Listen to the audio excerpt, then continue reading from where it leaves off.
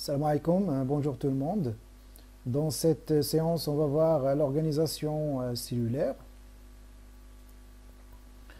Donc, premièrement, on va commencer par identifier la cellule animale généralisée. Donc, premièrement, la cellule présente quatre parties principales, à savoir la membrane plasmique. Donc, c'est bien sûr la membrane qui sépare le milieu intracellulaire du milieu extracellulaire. Deuxièmement, nous avons le cytosol. Donc, le cytosol, c'est le liquide visqueux qui se trouve bien sûr à l'intérieur de la cellule. Et donc, ici, il faut noter une différence, c'est entre le cytosol et le cytoplasme. Donc, le cytoplasme, généralement, est égal au cytosol plus organite. Ça veut dire lorsqu'on parle du cytoplasme, ça veut dire on parle de tout ce qui est à l'intérieur de la cellule, à savoir le liquide qui est le cytosol plus les organites. Donc, mais lorsqu'on dit cytosol, on parle du liquide intracellulaire qu'on va voir après. Donc, puis nous avons les organites, à savoir le noyau et les autres organites nécessaires pour les processus vitaux de la cellule. Et puis nous avons les inclusions qui se trouvent en suspension au niveau intracellulaire, prenant par exemple quelques glucides comme le glycogène. Donc voilà un schéma d'une cellule généralisée. Donc nous avons le noyau qu'on va étudier après avec un petit détail. Donc qu'est-ce qu'elle présente généralement? Le noyau présente une membrane nucléaire, comme là, ça veut dire la cellule généralement. Donc nous avons la membrane cellulaire. Donc la même chose au niveau du noyau, nous avons un noyau, nous avons la membrane nucléaire. Donc à l'intérieur, nous avons la chromatine. Donc ici, vous avez la chromatine, donc tout ce qui est à l'intérieur, c'est la chromatine. C'est quoi la chromatine? C'est la forme relâchée des chromosomes. Donc nous avons deux formes de chromosomes. Nous avons la forme relâchée, et nous avons la forme condensée. Donc la forme condensée des chromosomes qui forment ce qu'on appelle ça veut dire deux chromatides liés par un centromère, donc c'est un chromosome. Et ici, qu'est-ce que nous avons? Nous avons des chromosomes qui sont relâchés, et dans ce cas, on parle de chromatine. Donc à l'intérieur ici, aussi, vous avez ce qu'on appelle le nucléole. Donc le nucléole, c'est quoi? C'est un agrégat d'ADN et d'ARN et des protéines, mais non délimité par une membrane. Le nucléole ne présente pas de membrane. Donc, bien sûr, le nucléole apparaît et disparaît selon le cycle cellulaire. On va voir ça lorsqu'on va étudier, bien sûr, le cycle cellulaire après. Donc, à côté du noyau, toujours à côté du noyau, qu'est-ce que nous avons? Nous avons le réticulum endoplasmique. Donc, nous avons deux types de réticulum endoplasmique. Nous avons le réticulum endoplasmique rugueux, qui présente ici, comme vous pouvez le voir, ces structures, ce sont les ribosomes. Donc, c'est pour cela qu'on parle de réticulum endoplasmique rugueux ou bien granuleux. Donc, sa surface ici est riche en ribosomes, alors que le réticulum endoplasmique lisse ne présente pas de ribosomes. Donc, nous avons des ribosomes libres, comme vous pouvez le voir ici, par exemple. Nous avons ce qu'on appelle l'appareil de Golgi et ses vésicules. Nous avons les vésicules de Golgi, les vésicules sécrétoires. Donc, généralement, l'appareil de Golgi qui consiste de 4 à 8 sacs membraneux. Donc, voilà, donc c'est un appareil très important, surtout pour la synthèse son rôle dans la synthèse des protéines, parce que c'est un passage pour généralement l'ensemble des protéines synthétisées au niveau de la cellule. Donc, et puis nous avons les lysosomes, les voilà, donc les lysosomes qui contiennent les enzymes digestives, généralement contiennent à peu près 40 enzymes digestives responsables de la dégradation des grosses molécules ou bien des débris cellulaires ou bien d'autres substances, ça veut dire qui ont franchi la membrane cellulaire. Donc la mitochondrie, donc aussi c'est un organe très important. C'est généralement donc le centre énergétique de la cellule. C'est là où, bien sûr, c'est le lieu de la respiration cellulaire et de la formation de l'ATP. Donc voilà pour la membrane plasmique. Donc on va essayer de parler un peu de la membrane plasmique. Donc nous avons deux types, ça veut dire de molécules. Nous avons deux types de molécules qui forment la membrane plasmique. Nous avons les lipides et nous avons les protéines. Donc les lipides, nous avons trois types de lipides. Nous avons généralement les phospholipides, donc les phospholipides. Okay. Nous avons les glycolipides. Nous avons les glycolipides et puis nous avons le cholestérol. Donc, on va voir ces trois types de lipides. Pour les protéines, nous avons aussi trois types. Nous avons les protéines structurales ou bien intégrales. Deuxièmement, nous avons, comme les glycolipides, nous avons des glycoprotéines. Donc, nous avons des glycoprotéines et puis nous avons des protéines périphériques. Donc, des protéines périphérique.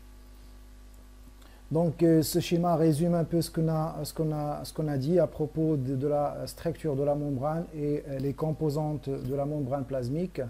Donc concernant les lipides, donc le premier type de lipides qui constitue à peu près 75% des lipides de la membrane, ce sont les phospholipides, comme vous pouvez le voir ici. Donc voilà, donc les phospholipides que nous avons ici. Donc les phospholipides généralement présentent, donc chaque phospholipide présente une tête et une queue. Voilà. Donc et on a déjà vu donc un phospholipide généralement c'est quoi? Donc c'est un support de glycérol. Plus deux chaînes d'acides gras et donc à la troisième position nous avons un groupement phosphate PO4 3-.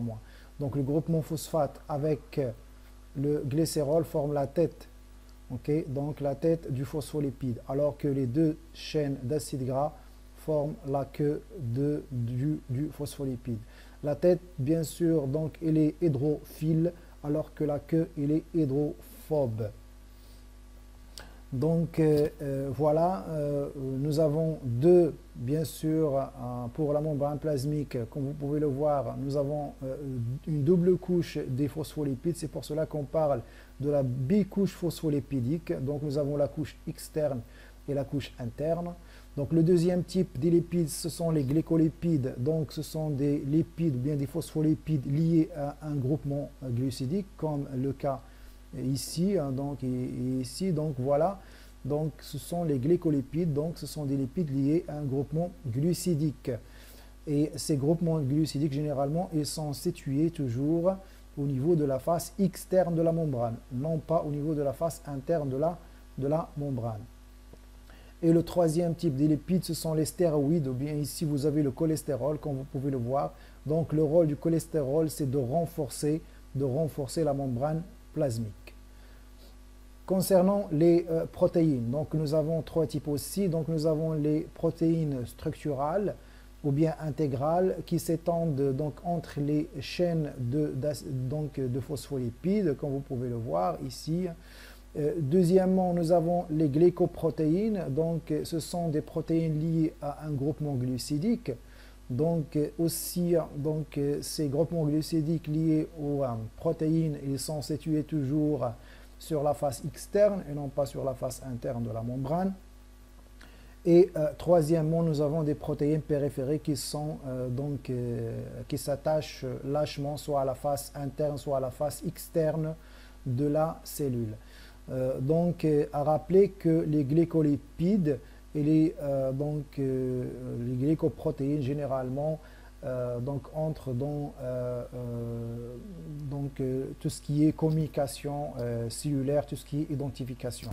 Donc puis il y a une autre information, c'est que donc cette partie-là qui regroupe l'ensemble des groupes glucidiques, des groupements glucidiques liés soit aux phospholipides, soit aux protéines structurales, porte le nom de glycocalex.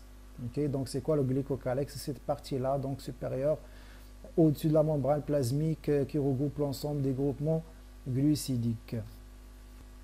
Concernant la physiologie de la membrane, donc on va parler de trois processus. Donc nous avons premièrement la communication, deuxièmement le gradient électrochimique et troisièmement la perméabilité sélective.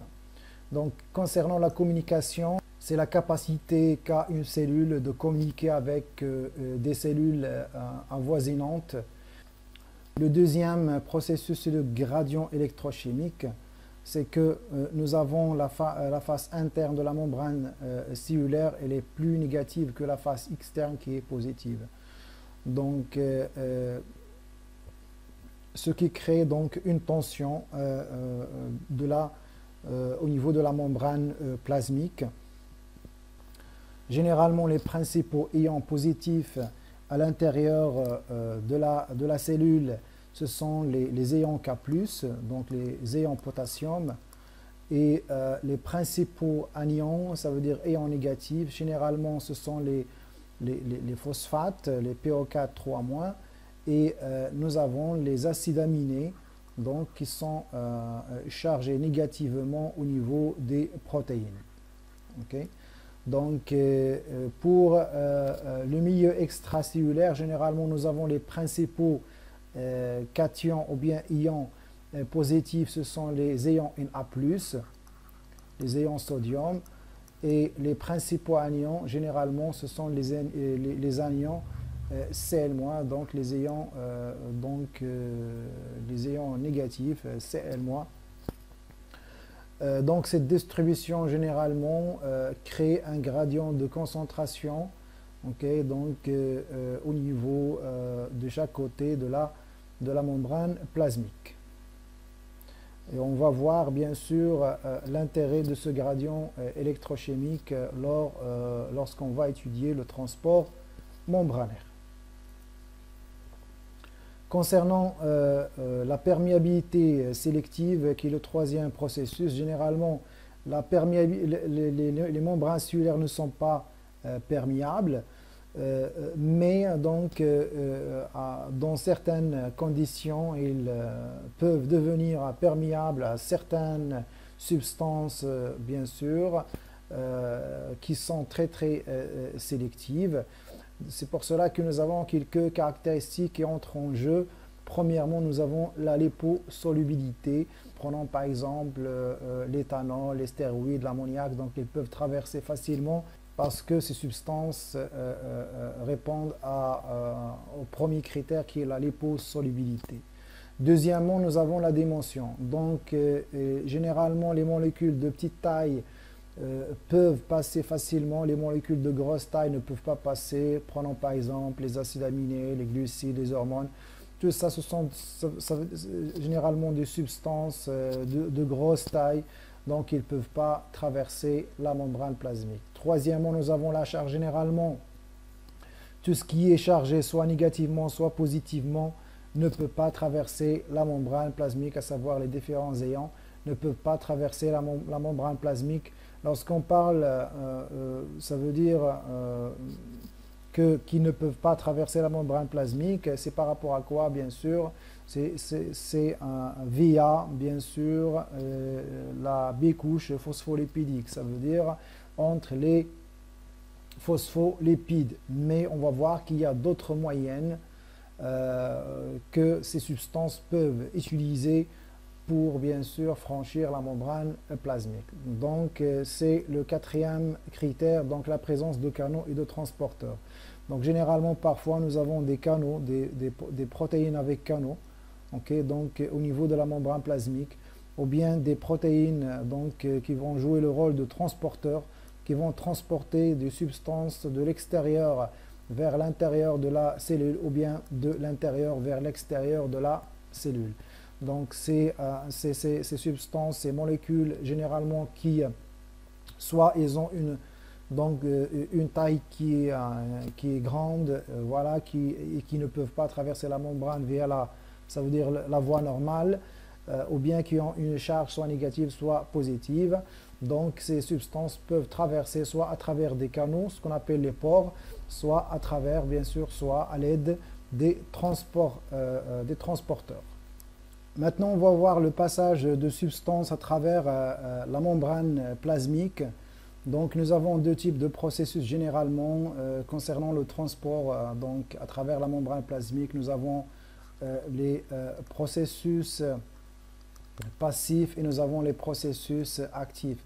Généralement, le processus passif se fond dans la même direction que le gradient électrochimique, le gradient de concentration des substances.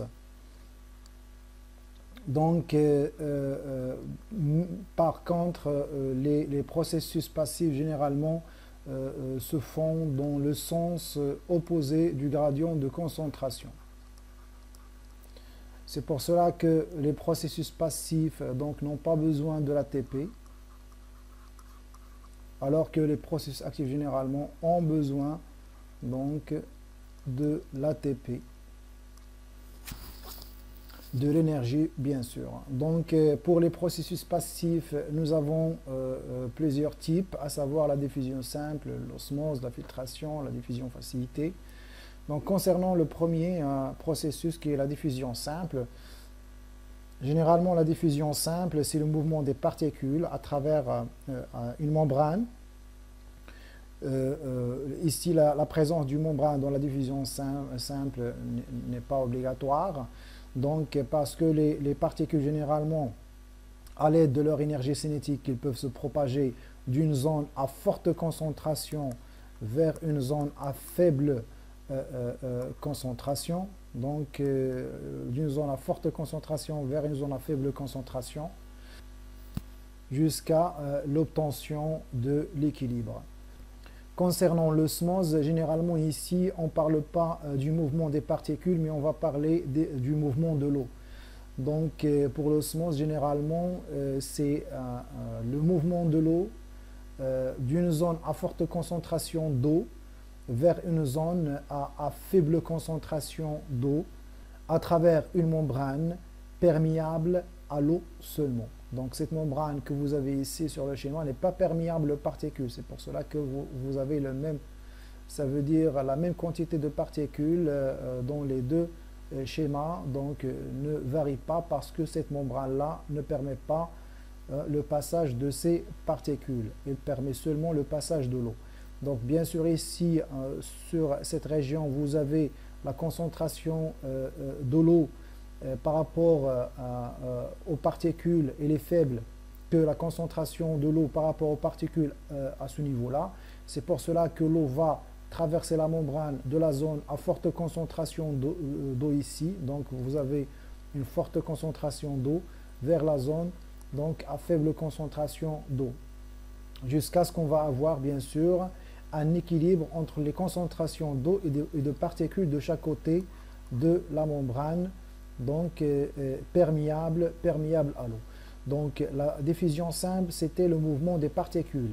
Ici c'est le mouvement de l'eau d'une zone à forte concentration d'eau vers une zone à faible concentration d'eau à travers une membrane qui est donc perméable seulement à l'eau. Il y a un autre processus généralement qui est relatif à l'osmose aussi, donc c'est la tonicité. Donc c'est quoi la tonicité? C'est lorsqu'on parle des solutions isotoniques, hypotoniques et hypertoniques. Donc pour expliquer ça, donc on va prendre des globules rouges. La première globule a été mise dans une solution isotonique. Qu'est-ce que ça veut dire une solution isotonique? Ça veut dire nous avons la même quantité, les mêmes concentrations d'eau que de soluté. Donc c'est pour cela que qu'est-ce qu'on va avoir ici? On va avoir la même quantité d'eau qui va entrer à l'intérieur de la cellule, c'est la même quantité d'eau qui va sortir. Donc on va avoir un équilibre entre, ça veut dire l'eau qui va entrer à l'intérieur de la globule rouge et donc l'eau qui va sortir. C'est pour cela qu'on va maintenir la forme de notre globule. Alors, pour le deuxième cas, donc cette globule a été mise dans une solution hypotonique, ça veut dire faible en nutriments, faible en soluté.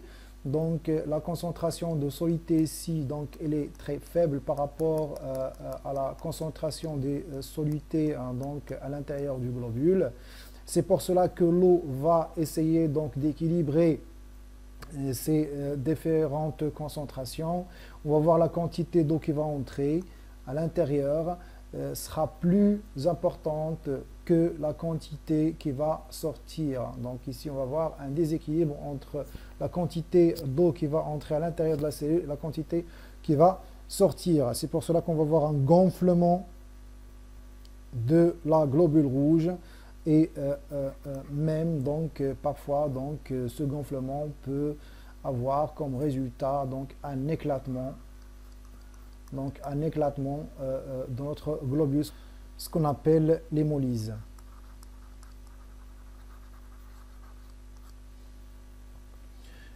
Et puis donc le troisième cas, donc cette globule a été mise sur une solution hypertonique, ça veut dire très riche en soluté, donc par rapport à l'intérieur bien sûr de la globule. C'est pour cela que l'eau qui va sortir sera plus importante que l'eau qui va entrer. Donc, de cette façon, on va voir cette déformation de la globule rouge. Je parle de la formation d'une crénelure. Le troisième processus passif, c'est la filtration.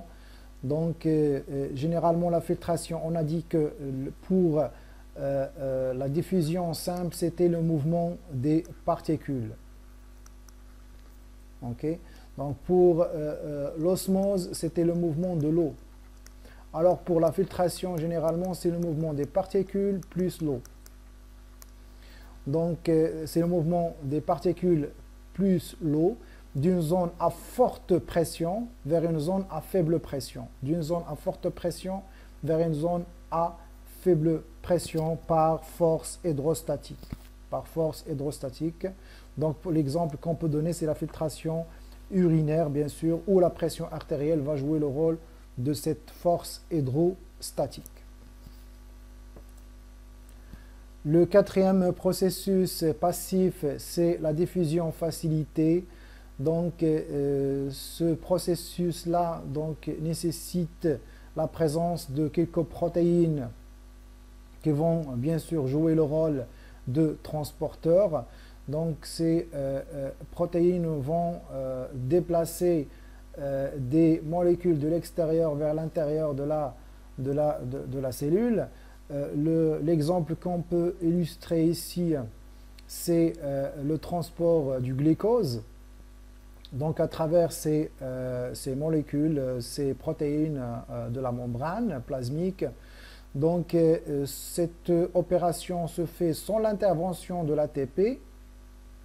L'ATP que nous avons ici, généralement, va intervenir après le transport et non pas pendant le transport. C'est pour cela que le transport, c'est un transport passif, malgré que vous voyez ici, bien sûr, l'intervention de l'ATP. Mais l'ATP, le rôle de l'ATP, c'est après la fin, bien sûr, du transport passif, du transport facilité. Donc, lorsque le glucose se trouve au niveau intracellulaire, généralement, les kinases, ce sont des enzymes qui ajoutent bien sûr du phosphate. Donc, elles vont ajouter un groupement phosphate au glucose et il va devenir un glucose 6-phosphate. Donc, il va devenir glucose 6-phosphate. Nous avons cette conversion du glucose en glucose 6-phosphate. Donc, après que le glucose traverse la membrane plasmique. Pourquoi ? Pour toujours garder le gradient de concentration du glucose de l'extérieur vers l'intérieur de la cellule. C'est un processus passif qui se fait dans le gradient de concentration. C'est pour cela que la cellule généralement adopte cette méthode donc de conversion du glucose en glucose 6-phosphate. Concernant les transports actifs, bien les processus actifs, donc nous avons le transport primaire et le transport secondaire, et puis nous avons le transport en vrac, ça veut dire nous avons l'endocétose et l'exocétose. Donc ici, donc, on peut voir les différentes étapes de ce processus actif, donc le transport actif primaire. Donc le transport actif primaire généralement se fait premièrement contre le gradient de concentration des particules, et deuxièmement donc par l'utilisation, par la dégradation de l'ATP, de l'adénosine triphosphate. Regardez bien, donc cette protéine-là, qui est une protéine structurale intégrale, porte le nom de pompe à sodium. Pompe à sodium, ou bien pompe Na+, K+. Pompe Na+, K+. Donc, regardez bien, cette pompe, qu'est-ce qu'elle fait? Donc, elle va expulser les sodiums, les ions sodium ici, de l'intérieur vers l'extérieur. Et si vous remarquez, vous pouvez remarquer que donc, le gradient de concentration généralement du sodium, c'est de l'extérieur vers l'intérieur. Donc, c'est pour cela que ce mouvement se fait contre le gradient de concentration du sodium. Ça veut dire de l'intérieur vers l'extérieur de la cellule. Généralement, une pompe à sodium donc, expulse 3 ions sodium et elle va apporter 2 ions K+, 2 ions potassium. Donc l'opération nécessite l'intervention de l'ATP. Donc on va voir un groupement phosphate qui va se fixer sur la protéine structurale. Cette fixation va entraîner une modification de la forme bien sûr de la cellule. Ce qui va bien sûr, comme vous pouvez le voir ici, vous avez la première forme et puis après fixation on a donc modification de la forme de la cellule et puis donc la cellule, donc ce détachement du groupement phosphate va bien sûr aussi aboutir à quoi? À une deuxième modification de la forme de la cellule. Donc voilà le travail de cette pompe à sodium. Donc il expulse généralement 3 Na+, contre 2 K+. Concernant le transport secondaire, le transport actif secondaire, donc pour le transport actif secondaire, parce que à la fin, le résultat du processus actif primaire, c'est quoi? C'est toujours garder le gradient de concentration des ions Na+, de l'extérieur vers l'intérieur. Et ce gradient de concentration, généralement, se traduit par une force qui s'exerce sur la membrane. Cette force se traduit aussi par donc, une énergie qui va être exploitée par le deuxième type de processus, qui est le processus actif secondaire. Donc, il y a d'autres molécules, d'autres protéines de la membrane, d'autres protéines structurales qui vont bénéficier de cette énergie issue du transport actif primaire pour déplacer soit dans le même sens deux substances différentes, dans le même sens, ce qu'on appelle les sympores, ou bien dans deux sens différents, ce qu'on appelle les antipores. Les exemples du sympore qu'on peut donner généralement, c'est Na+, avec le glucose, le fructose et les acides aminés. Ça veut dire on va avoir des protéines structurales qui vont déplacer en même temps les Na+ à l'intérieur plus le glucose, le fructose. Ou bien nous avons les antipores, donc généralement c'est Na+, Ca2+, pour maintenir une faible concentration de Ca2+ dans le cytosol, ou bien Na+, H+, et cette pompe-là donc va contribuer à la régulation du pH par l'utilisation du gradient de Na+, afin d'expulser H+. Concernant le transport en vrac, nous avons premièrement la phagocytose. Donc la phagocytose ou bien la cellule qui mange. Donc nous avons ici la formation de ce qu'on appelle le pseudopode, c'est comme les pieds de la cellule. Donc on va voir la formation d'un vacuole phagocytaire et puis bien sûr cette vacuole phagocytaire va subir l'action des lysosomes bien sûr qui vont dégrader cette substance qui a été introduite à l'intérieur de la cellule par la phagocytose. La pinocétose, généralement, c'est le même principe que la phagocytose, sauf que ici, au lieu d'une substance solide, nous avons du liquide. Donc ici, c'est un liquide. Donc le reste de l'opération, c'est le même. Concernant l'endocétose par récepteur interposé, donc ici, nous avons des ligands. Et voilà, donc des substances, soit des hormones, soit des enzymes, etc., qui vont bien sûr essayer de traverser la membrane plasmique. Donc ils vont chercher quelques récepteurs et ces récepteurs, bien sûr, qui sont spécifiques à ces ligands. Donc les récepteurs et les ligands vont former à l'intérieur de la cellule, après avoir bien sûr traversé donc la membrane, ils vont former des vésicules d'endocétose.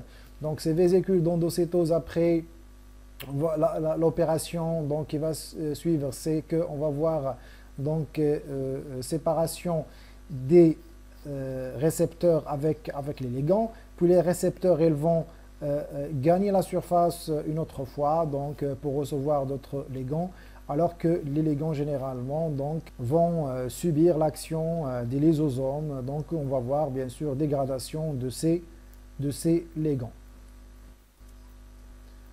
Concernant l'exocétose, donc l'exocétose généralement c'est la formation, nous avons la formation des vésicules de sécrétion par l'appareil de Golgi.